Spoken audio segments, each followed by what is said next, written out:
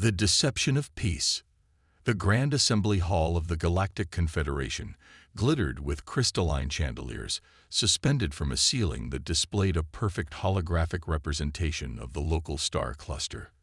Representatives from over 300 species mingled, their varied physiologies creating a tapestry of life that would have astonished humanity's ancestors. In one corner, Ambassador Elena Chen stood out among the crowd, not because of elaborate regalia or imposing stature, but because of the simple elegance of her blue diplomatic uniform. Another successful cultural symposium, remarked Terrace, a tall, multi-limbed Altarian diplomat whose translucent skin pulsed with bioluminescent patterns. Your presentation on Earth's transition from warfare to artistic pursuits was fascinating. Elena smiled, accepting a flute of shimmering liquid from a hovering server drone. Thank you, Terrace. Earth is proud of our journey from conflict to creativity. Across the hall, Commander Vrex of the Vraxian Empire observed the human with narrowed eyes, his scaled skin darkening with contempt. The Vraxians were relatively new to the Confederation, having joined only after their rapid expansion had been halted by diplomatic pressure. They were a martial species with an exoskeleton reminiscent of Earth's ancient dinosaurs, but with 6 limbs and eyes that could see across multiple spectrums. Watch how they mingle, Kraz, Vrex growled to his subordinate. The humans, once feared warriors who fought the Arcturian collective to a standstill 2 centuries ago. Now they build gardens instead of warships. Kraz clicked his mandibles thoughtfully. Their history speaks of constant warfare before they reached the stars. What changed them? Comfort, Vrex spat. Comfort and the illusion of security. They've dismantled nearly all their military since joining the Confederation. Their colonies are practically defenseless research outposts. They've lost their edge. In another corner of the hall, Chief Science Officer Paolo Reis was presenting Earth's latest technological contribution to the Confederation, a terraforming algorithm that could accelerate habitat creation on marginal worlds. The gathered aliens nodded appreciatively as holographic representations of barren planets bloomed with life before their eyes. Earth continues to impress with peaceful innovations, commented the Confederation Chancellor, a gaseous entity contained within an ornate mobile environment unit. Your people have truly embraced the path of knowledge and creation. Pavlo bowed slightly. Humanity has found greater fulfillment in building than in destroying, Chancellor. Our resources once devoted to weapons now serve life. Later that evening, Elena Chen entered the secure communications chamber in the Earth Embassy. After completing the biometric scan, she activated the quantum-encrypted channel to Earth Command. Ambassador Chen reporting, she said crisply. The screen illuminated to show Admiral Hiroshi Tanaka, one of the few publicly acknowledged military officers still serving Earth. His weathered face was grim. Elena, we have a situation. The Vraxians have been observed moving warships toward the Ta Ceti research colony. Our long-range sensors detected them bypassing standard transit lanes. Elena's expression remained diplomatically neutral, but her eyes hardened. The Confederation Council dismissed my concerns about Vraxian fleet movements last month. They believe the peace is unshakable. The Council has grown complacent, Tanaka replied. They've forgotten what aggression looks like. We haven't. What are my orders, Admiral? Access the embassy's Alpha Protocol. Authorization. Marathon.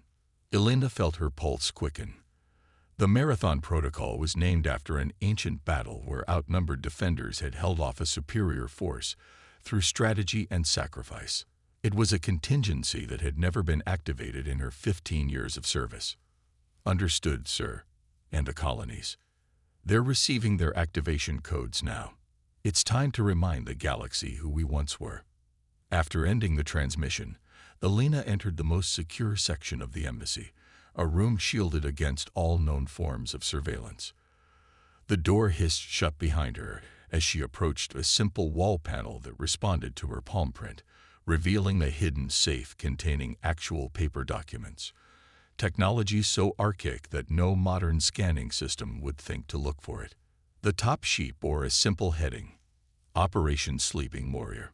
What Elena read stunned her, despite her high security clearance. For the past century, humanity had genuinely embraced arts, sciences, and peaceful cooperation, but they had never truly abandoned their capacity for war. Instead, they had hidden it. Research stations concealed weapons platforms beneath innocent exteriors. Civilian ships contained military-grade systems that could be activated with the right codes. Artists and scientists maintained combat training, disguised as athletic or historical pursuits. A significant percentage of the population participated in historical reenactment societies that were, in reality, maintaining combat readiness. And most shocking of all, Earth's apparent decommissioning of its fleet had been an elaborate deception. The ships had been hidden throughout the solar system, disguised as orbital habitats, research platforms, or simply listed as destroyed in training accidents. On the Tau Ceti research colony, Dr. Sophia Williams received the emergency transmission from Earth Command. The colony housed 3,000 people, primarily researchers and their families, working on xenobiology and planetary science. As colony director, Sophia had maintained her cover identity perfectly for 7 years, but she had never forgotten her real rank. Colonel, Earth Defense Force. Attention all colony personnel, she announced over the public address system. This is Director Williams. We have received Code Marathon. I repeat, Code Marathon. All section leaders report to your designated areas. This is not a drill. Throughout the colony, researchers who had been happily studying alien ecosystems or stellar phenomena calmly set aside their work and moved with purpose. Hidden compartments in laboratory equipment opened to reveal weapons. Environmental maintenance tunnels led to concealed bunkers. What had appeared to be artistic installations throughout the colony began to reconfigure into defensive systems. Within an hour, the peaceful research station had transformed into a fortified position, just as 3 Vraxian warships appeared at the edge of the system. "They're hailing us," reported the communications officer, a young woman who had, until an hour ago, been a cultural anthropologist. On screen, Sophia ordered, now wearing the uniform of Earth Defense Force rather than her usual scientific attire. The screen displayed Commander Vrex, his surprise evident even on his alien features as he took in Sophia's military uniform. "Human colony," he began, recovering quickly. "Your research outpost is now under Vraxian protection. Power down your systems and prepare for our arrival. Resistance is." "This is Colonel Sophia Williams of the Earth Defense Force," she interrupted calmly. "Your vessels have entered Earth sovereign space without authorization. You will withdraw immediately or face the consequences." Vrex's scales darkened with what might have been amusement. "Colonel, of what army? Earth has no military presence here. Your deception is pathetic." Sophia allowed herself a small smile. "That's where you're wrong, Commander. You're detecting 3,000 civilians and research equipment, correct?" "Our scans confirm this," Vrex replied with growing irritation. "Scan again," Sophia suggested. Around the colony, camouflage systems that had been in place for decades deactivated. Suddenly, the Vraxian sensors detected energy signatures, weapon systems, and defensive capabilities that shouldn't exist on a research outpost. Back at the Confederation hub, Ambassador Chen stood before the emergency session of the Council, facing the outraged Vraxian representative. "The humans have deceived the Confederation," the Vraxian ambassador roared. "They maintained hidden military capabilities while claiming to have embraced peace." Helena remained perfectly composed. "The Confederation Charter guarantees each member the right to self-defense. It does not obligate members to publicly detail every defensive measure. Your ships are attacking Vraxian vessels," the ambassador continued. "Your ships invaded sovereign Earth territory and fired first," Elena replied evenly. "We have transmitted the sensor logs to the Council as evidence." The Chancellor's Environment Unit bubbled with agitation. "Ambassador Chen, regardless of the legality, this revelation damages trust within the Confederation. Earth presented itself as having moved beyond military pursuits. With respect, Chancellor, Elena responded, "We never claimed to have abandoned our capacity for self-defense. We said we embraced peace and reduced our military presence." Both statements were true. In space near the Tav City colony, the 3 Vraxian warships found themselves facing unexpected resistance. What they had believed to be a defenseless research outpost was now revealing hidden defense platforms, and the civilian ships in orbit had transformed, weapon ports opening along their hulls. "Impossible," Vrex muttered as his tactical display showed the sudden appearance of defensive capabilities that hadn't existed minutes before.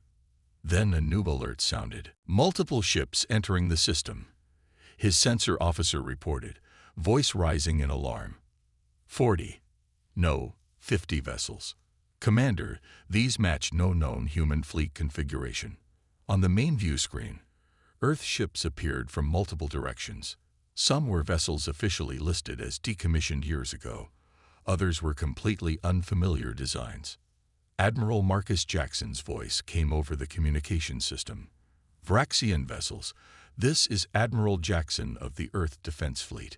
You have attacked an Earth colony without provocation. Power down your weapons and withdraw immediately, or we will respond with appropriate force." Vrex stared in disbelief. Where did this fleet come from? Earth has no military fleet. His tactical officer looked shaken. "Sir, these ships, they match nothing in our intelligence files. Their energy signatures are beyond anything we've previously observed from humans." In the Earth Leadership Center, President Diane Rivera stood before a global broadcast system. Her face appeared on screens across human space. "Citizens of Earth and our colonies," she began, her voice calm but resolute. "Today, Vraxian forces launched unprovoked attacks against our research outposts at Tav City, Proxima, and Bernard's Star. For the past century, humanity has genuinely pursued peace, science, and art. We have contributed to the greater good of the Galactic Confederation. However, we never forgot the lessons of history." She paused, her expression solemn. "Operation Sleeping Warrior has been activated. The defensive capabilities we maintained but never wished to use have been deployed. Earth will defend itself, as is our right. We seek not war, but the Vraxians have left us no choice. We will protect our people." Across human space, the message spread. Marathon protocol activated. On 1,000 screens in 1,000 locations, those words appeared, and humans who had lived peaceful lives as scientists, artists, and colonists reached for hidden weapons and remembered their other training, the training they had hoped never to use again. The war had begun, and the Vraxians were about to learn that humanity had not forgotten how to fight after all. The Fire of Remembrance. Admiral Marcus Jackson stood on the bridge of the EDF Remembrance, a vessel that officially didn't exist. For 20 years, it had orbited Jupiter disguised as an artistic installation and research platform called Harmonic Resonance. Now, its true form revealed, it led Earth's hidden fleet toward the conflict at Tav City. "Status report," Jackson ordered, his voice calm despite the gravity of the situation. "All ships in formation and battle ready." "Admiral," reported his executive officer, Commander Yuki Tanaka. "Weapon systems at full capacity, shields optimal." Jackson nodded, studying the tactical display. He was a tall man with dark skin and gray hair cropped close to his scalp. For decades, he had maintained the fiction of being a retired naval officer turned artistic commissioner, responsible for Earth's orbital art installations. Few knew that those same installations concealed Earth's most advanced defensive systems. "The Vraxians have engaged our forces at Tav City," Yuki continued. "Colonel Williams reports that colony defenses are holding, but they're outnumbered." "Not for long," Jackson replied. "Set course for Tav City, maximum speed. It's time to remind everyone why humanity was once feared among the stars." Across the galaxy, the news spread rapidly. Earth, which had presented itself as a largely demilitarized society, focused on arts and sciences for over a century, had revealed an extensive hidden military capability. The revelation sent shockwaves through the Galactic Confederation. On the Vraxian homeworld, Emperor Drax received the reports with mounting fury. His war council gathered in the ancient Citadel of Conquest, a massive structure of black stone and metal that had witnessed thousands of years of Vraxian military history. Impossible! Drax roared, his massive tail lashing against the floor. Our intelligence was thorough.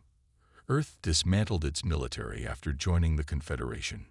The intelligence minister bowed low, scales pale with fear. Emperor, it appears the humans conducted the most elaborate deception in galactic history. What we believed were artistic installations were weapon platforms. Their research vessels concealed military capabilities. Even their civilian population maintained combat readiness. How? Drax demanded. How did they hide this from us? From everyone.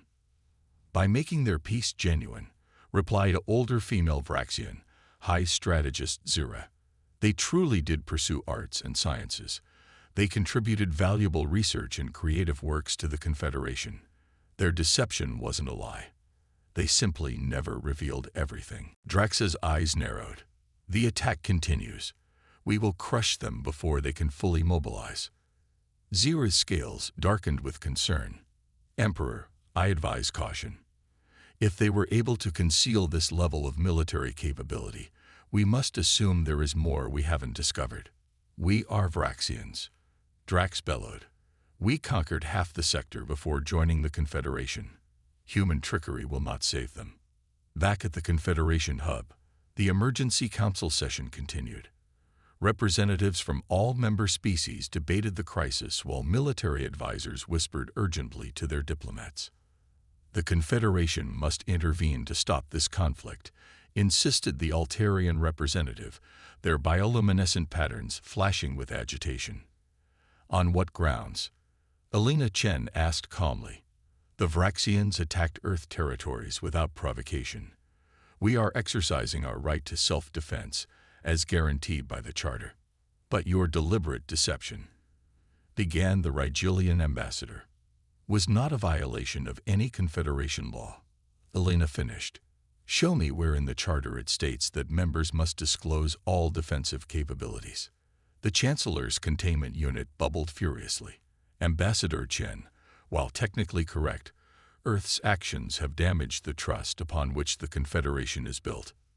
With respect, Chancellor, Elena replied, trust is built on actions, not assumptions.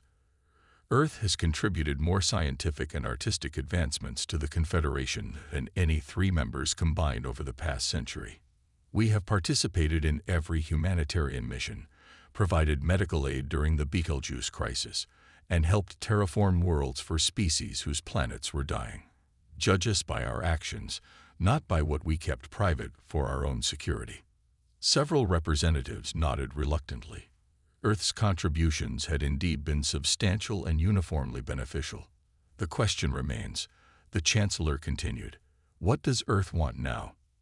Peace, Elena said simply. The same peace we've always wanted. The Vraxians attacked us. We are defending ourselves. When they withdraw from our territory and cease hostilities, we will do the same. At Ta City, the battle had intensified. The 3 Vraxian warships had been joined by 5 more, surrounding the colony with overwhelming firepower. Yet the hidden defenses were holding, and the colonists, now revealed as trained military personnel, fought with unexpected skill and coordination. Commander Vrex stared at his tactical display in growing disbelief as another of his ships reported critical damage to its propulsion systems. How are they targeting us so precisely? He demanded. Unknown, Commander, his tactical officer replied. Their targeting algorithms seem to identify our shield vulnerabilities instantly. They're hitting the same points repeatedly, creating cascading failures. A new alert sounded, and the officer's scales paled.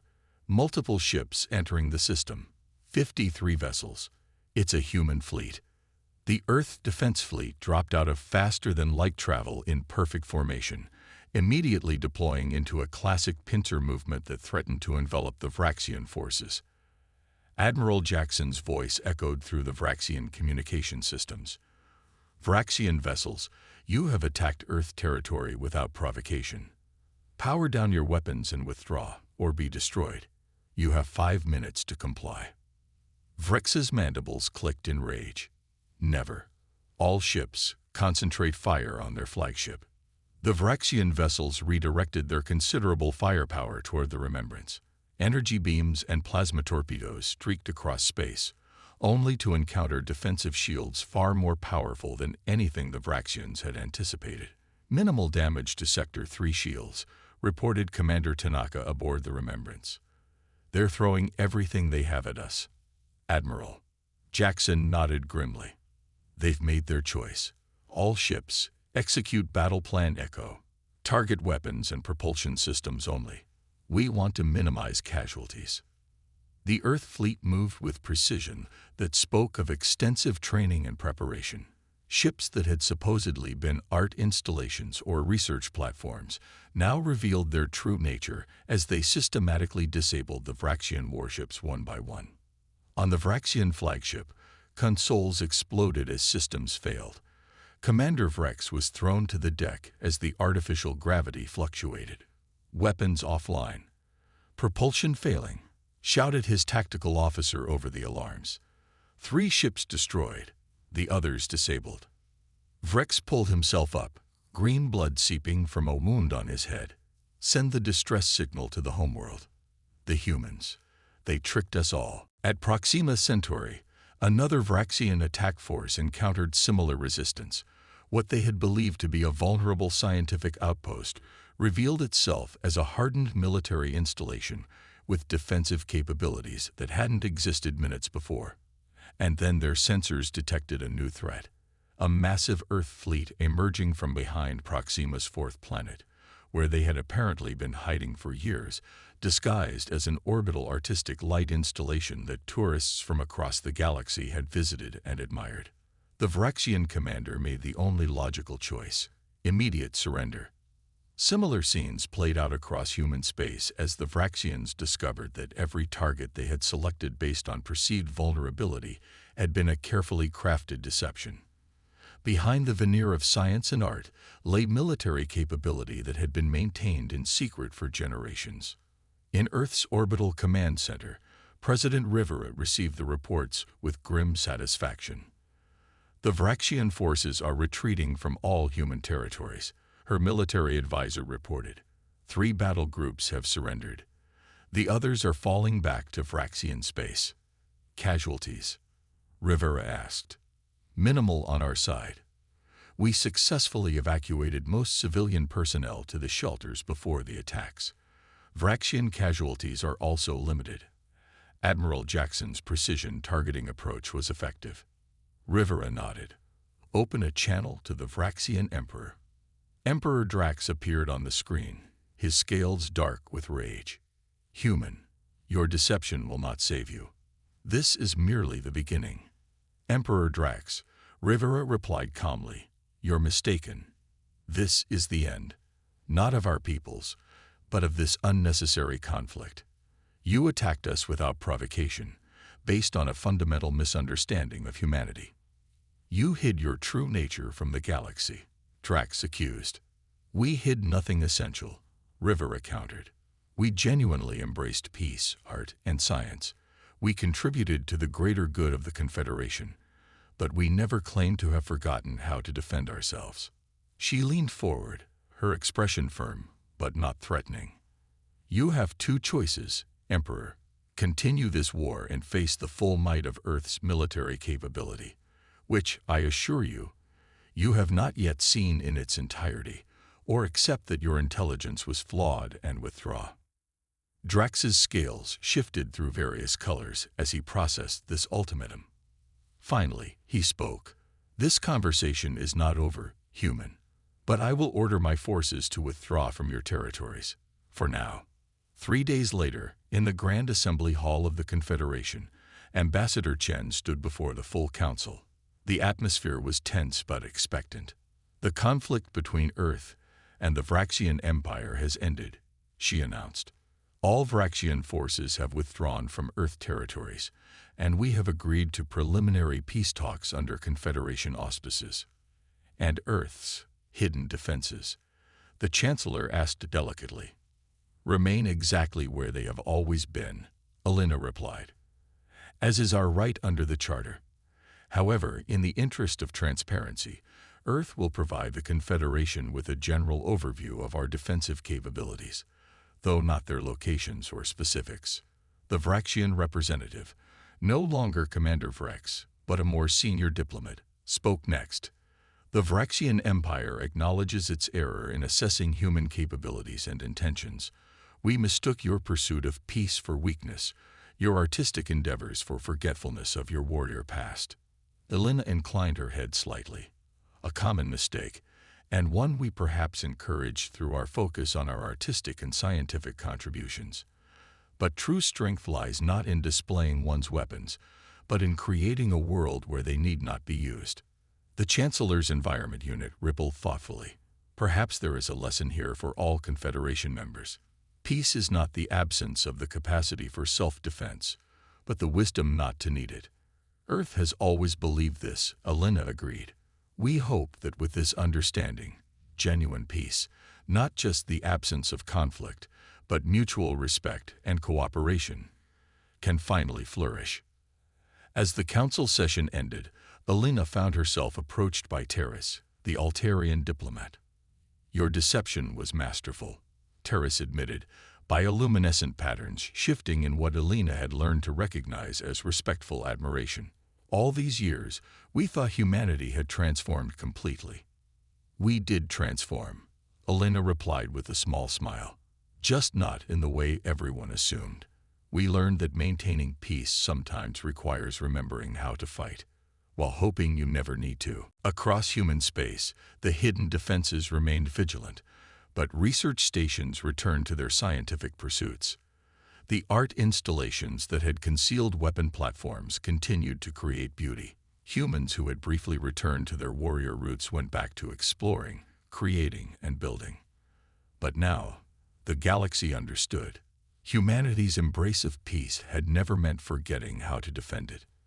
The sleeping warriors had awakened briefly, and in doing so, had perhaps secured a more lasting peace than honesty ever could have.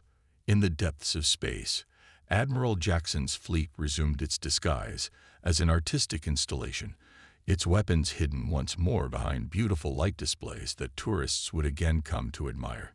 The greatest art of all, humanity had learned, was the art of peace maintained by the mere memory of war.